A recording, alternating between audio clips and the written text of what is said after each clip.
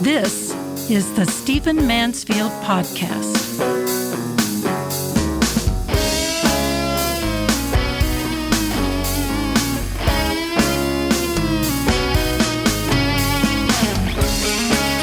Well, welcome to the Stephen Mansfield Podcast, the podcast where we look at our generation through the lens of faith and leadership, character, and history. It's so good to have you with me. Let's jump right in. I want to do something in this episode that is as much life philosophy as it is a look at our times and a consideration of politics and even military affairs. So let me dive in.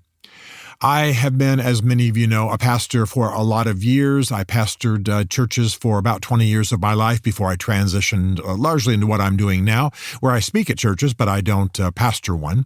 And I have helped a lot of young couples get ready for marriage.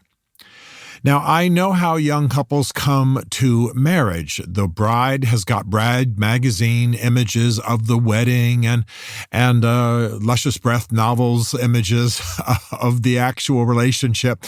The husband has got GQ magazine images of the wedding and what he wants to look like. He's probably got a little porn mixed into what he expects the wedding night to be like, unless he's shaken that out morally. And but he's also got television commercials and other things playing in his head. My job in getting young couples ready for marriage, something I used to do, often don't do now, is to help them align a bit more with reality. I give them a vision. I tell them, look, I want you to be crazy for each other. I want the sex to be hot. I hope you drink margaritas in bed. I hope you have glorious kids. I hope you raise them to the glory of God. I hope that you are rowdy with them and fun, that you're the most fun family around. But there's also respect for nation and respect for elders and respect for God and the worship of God and training to good work. I want you to have sports a lot in your life so you learn character and learn enduring hardship and so on. And I want to make sure that mom and dad go off together a lot and make sure they don't just make the kids, the house, the car, the jobs, the center of their lives, and on and on and on. In other words, what I do is I set a vision for what I hope happens, set a vision for what I dream of, what I'm praying for them, but I also make sure that I say something very, very important.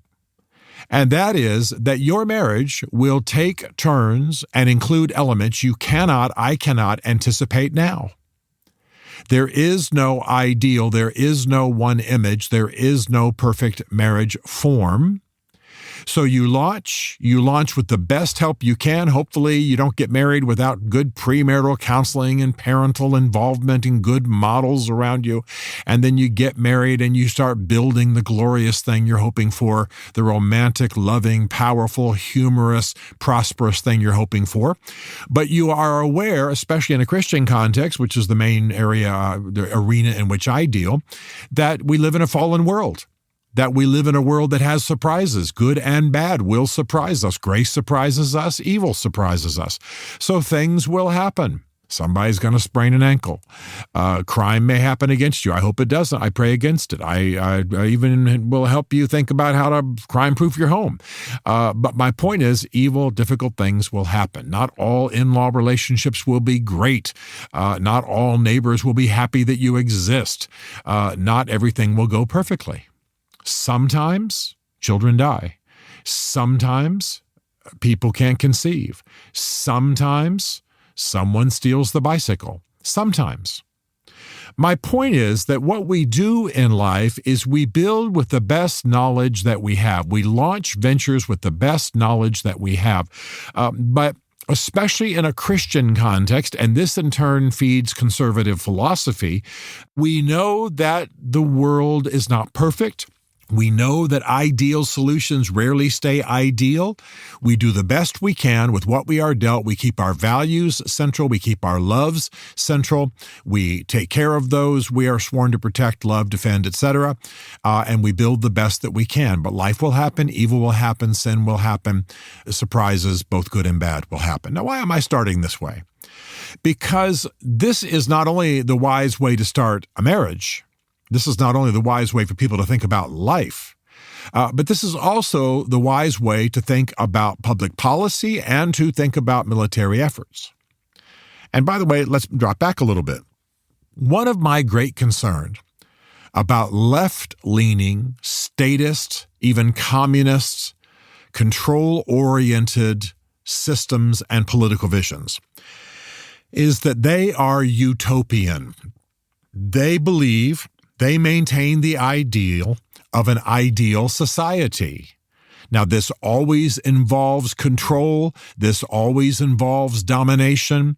This always involved a cookie-cutter kind of approach to human beings. I'm thinking of Nazi Germany. I'm close to Germany, both because I lived there a lot in my youth, studied, of course, World War II and Nazism as a philosophy and as a practice.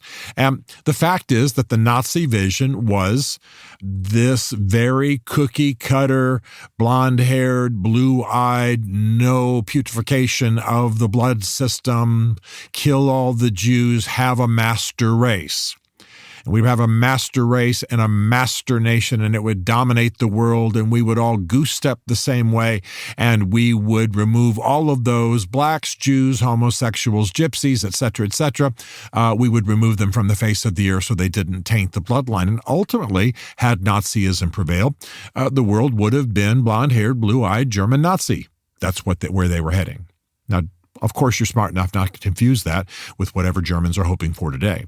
But my point is that's what Nazism was. It was utopian. It was ideal society. It was perfect people in a perfect place, all ugliness removed, every street swept, every genetic defect removed from the bloodline. It was perfect. It was ideal. And by the way, I want to say that Margaret Sanger, the chief eugenicist of our last 100 years, thought exactly the same way. Eugenics means good genes, good death. You kill off whatever is not good genes, and you believe in euthanasia. You believe in killing off those who are not pure enough to continue in the bloodline. And quite frankly, that's why Margaret Sanger designed Planned Parenthood, to kill off blacks, kill off the handicapped, kill off Hispanics, kill off non-whites. I could go on and on and on. Now, my point in this particular podcast is not about the various organizations, Planned Parenthood and what have you, that followed up on her philosophy. But her philosophy was essentially the same thing as the Nazi philosophy. What I'm trying to say is that what has brought a huge amount of suffering to the world are utopian dreams. All things must be the way I want them to be. All things must be blonde-haired, blue-eyed, athletic, good-looking, goose-stepping, Heil Hitler, and march in unison. The entire nation, everything to the glory of the state, everything to the glory of the Führer, everything to the glory of the Nazi vision. There's one example of utopianism. And then I could go with others. Then there's the Stalinist, and there is the Khmer Rouge, and there is the Chinese. During the days of a tighter administration there, Chinese communism, and I could go on. There's so many in the world. And what marks conservative thinking, some of you have asked me to talk more about conservative versus liberal, and I don't do that to be partisan, but it's easy for me to do. I am a conservative. I am slightly right of center. What marks a conservative vision, essentially conservatism draws its philosophy from Christianity. I could say Judeo-Christianity, absolutely. And Judeo-Christianity is rooted in what you might call Christian realism. In other words, I see the world as it is. I know it is a dangerous place. I know it is a flawed place. There's great beauty. There's great glory. There's great love. There's great ingenuity and art and magnificence, but there's also evil and death and difficulty and challenge, and you must always be on guard. So if I had to define myself as where I am as politically or in my view of the world, my philosophy of the world, I'm a Christian realist. I love God. I believe in His Son, Jesus Christ. I live out a Christian understanding of the world. I live Christian ethics. I want to be one with my Savior, Jesus Christ. I could go on and on. You know what a Christian believes. But when I then turn my face to the outer world, I'm a realist. I don't think in utopian terms. I don't expect things to be perfect. It doesn't make me cynical. It doesn't make me dark. It doesn't make me hide in a whiskey bottle. It doesn't make me live at a whorehouse just on pleasure, trying to avoid and escape the world. No, I live in the real world. very much with my face pressed up against the darkness and the evil and the troubles of this world. Having been a pastor working in Middle East affairs, I've held the dying, I've held the gassed. I've been there when people have died in hospitals. I face difficulty. In fact, I have a little practice that I engage in. If somebody nobly and famously is beheaded by ISIS, and that video's online, I will sit reverently and go watch it, because I believe that I don't want them to be alone in their final minutes. Even though they're already dead, I know it's silly. I want to face the ugliness of this world. And I've had friends killed at war by ISIS, by enemies of the Christian faith. But even those who aren't of my faith, I want to look full in the face of the horrors of this world and even be with the heroes by video now. I don't mean I'm sitting with them in those last moments. So what distinguishes a conservative/Christian philosophy is that we don't expect the world to be perfect. In fact, I'll tell you something. The word utopia spelled with the U, Utopia, the word utopia spelled with a starting U, actually means nowhere. It means nowhere. The word spelled Eutopia, slightly different language, that means good place.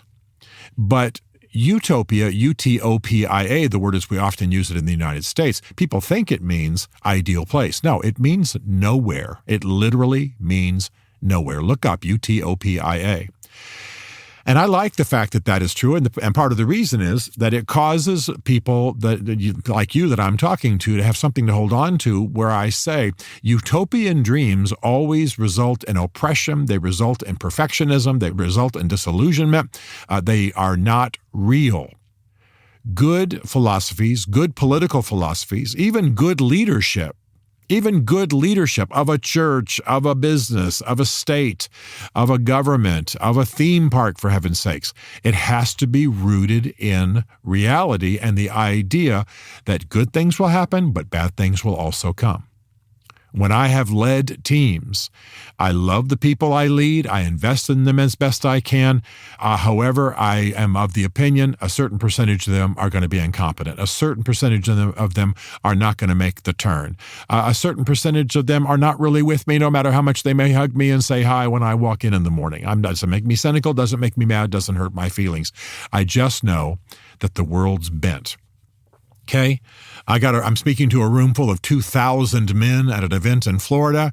Some of them are having an affair. Some of them are drunk while they're sitting there. 30 to 40% have got serious porn problems. You see what I mean? I don't think I'm dealing with, talking to, working with, or married to an angel. And Bev is not with me in the studio, but she would be sitting there nodding her head. No, we're not married to angels. We're not married to perfect people. That's why we have to conduct our marriages the way that we do. That's why forgiveness is necessary and serving each other is necessary. Communicating about things is necessary. Now, what does this have to do with anything?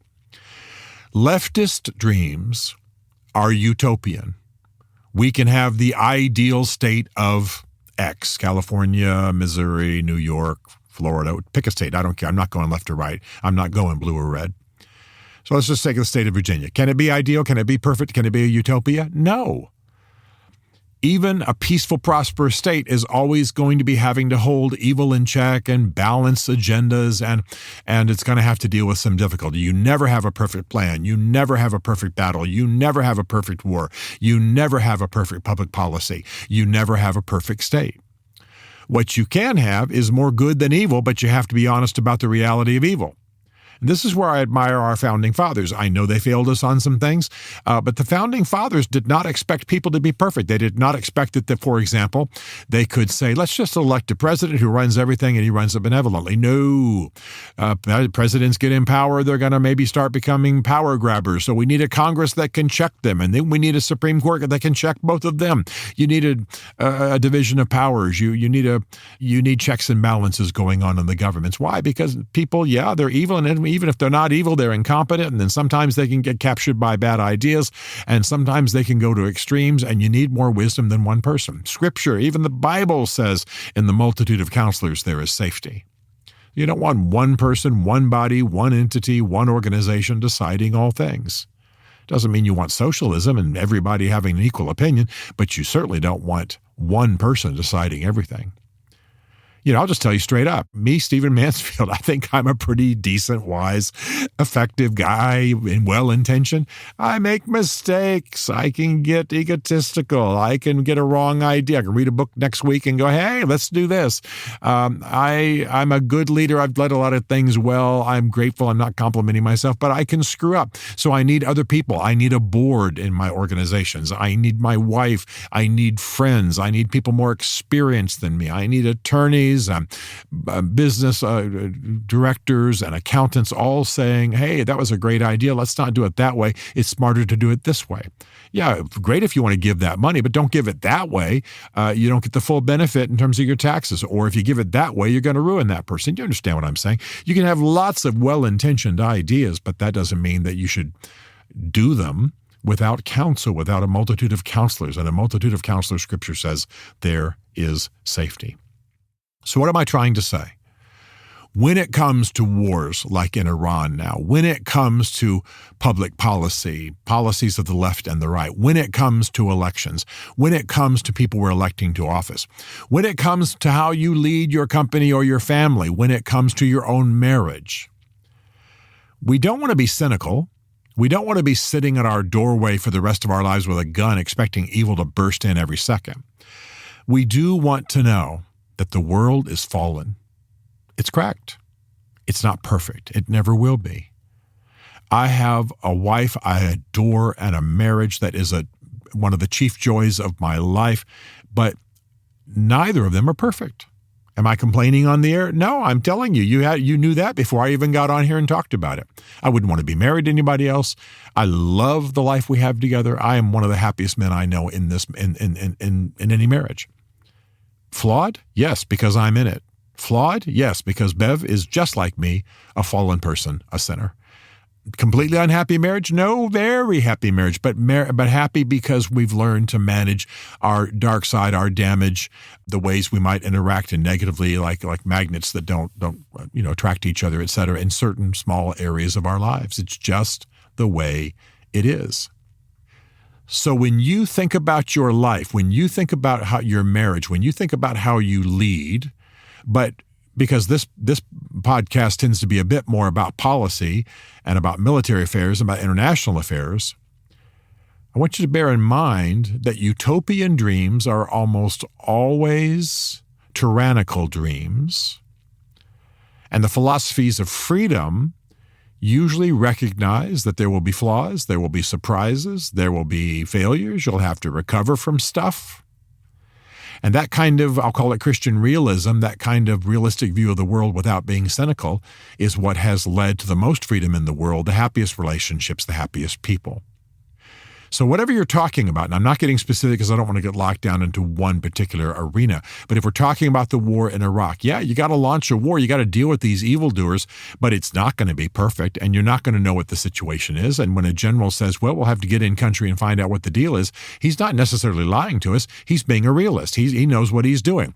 We're going to put in a couple of aircrafts off the coast of Iran, and then we're going to launch an assault, and in about 2 weeks, we'll know how we need to pivot. And they sound like they're dithering, and they might be in some cases, but that's how a real general talks, because he doesn't know everything 6 months in advance. He can't promise everything 6 months in advance. They game it out, they draw it out, they make plans, they put special ops on the ground months in advance. That's all what you do. You watch, you analyze data, you pivot, you change, you morph, you make new plans as you go forward. That's what it means. You have to be able to modify plans according to reality. And that's how it works in the world. That's how it works in every area of our life, from our own workout regimen to our marriages to what we wear. I often put on a certain set of clothes in the morning, find out that I'm going to things in the afternoon. I got to pivot. I can't be wearing what I was wearing in the morning. You can't wear shorts to the high-end restaurant. You can't wear, jeans to the funeral, that kind of thing. I'll suddenly find out I'm going to a funeral. I'm using these as examples because in the world, you have to pivot.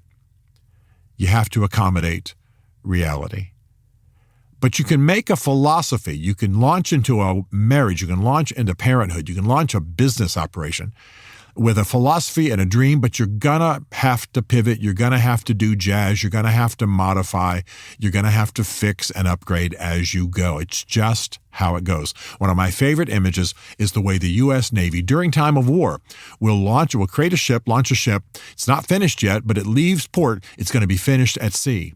And they don't have all the intelligence that they're going to have at the beginning of that launch that they will at the end. Let's say, I'm making this up now, let's say back during World War II, it took 6 months for that ship to get from Norfolk, Virginia to, near Japan.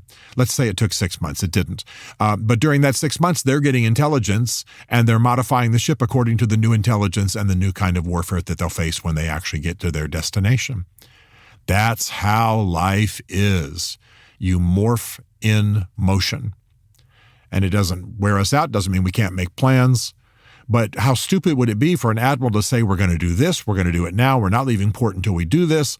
Well, he's not going to be properly prepared. He's going to be late to the battle. He's going to have people ill prepared for what they actually face when they get to their destination. They're not going to have the latest technology and weapons. You understand what I'm saying? We make the best plans we can. We know they're bent at the edges, and we make changes, and we do jazz, and we modify, and we upgrade, and we morph to meet the challenges of life. So, especially for you young people who are now beginning to adopt your political and philosophies and your view of the world, make sure you keep an element of realism there. Make sure you don't buy into utopian ideas. We will have the communist ideal. We will have the Stalinist ideal. We will have the, whatever it might be, the jihadist ideal. One-size-fits-all dictatorial leftist utopian dreams do not work, and they normally mean massive bloodshed. The philosophy of freedom is a commitment, it's a vision, it's an ideal, but with a whole lot of realism mixed in, because that's what allows us to be free to change and morph and rebuild and do jazz and recover and build better so that we can be all that we are made to be. This is a truth that we desperately need in our time of oppressive utopian dreams. But utopia means nowhere.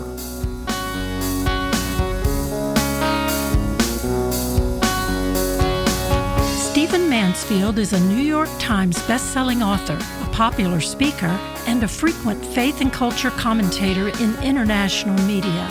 His groundbreaking books on faith and society include The Faith of George W. Bush, The Search for God in Guinness, Mansfield's Book of Manly Men, and Lincoln's Battle with God.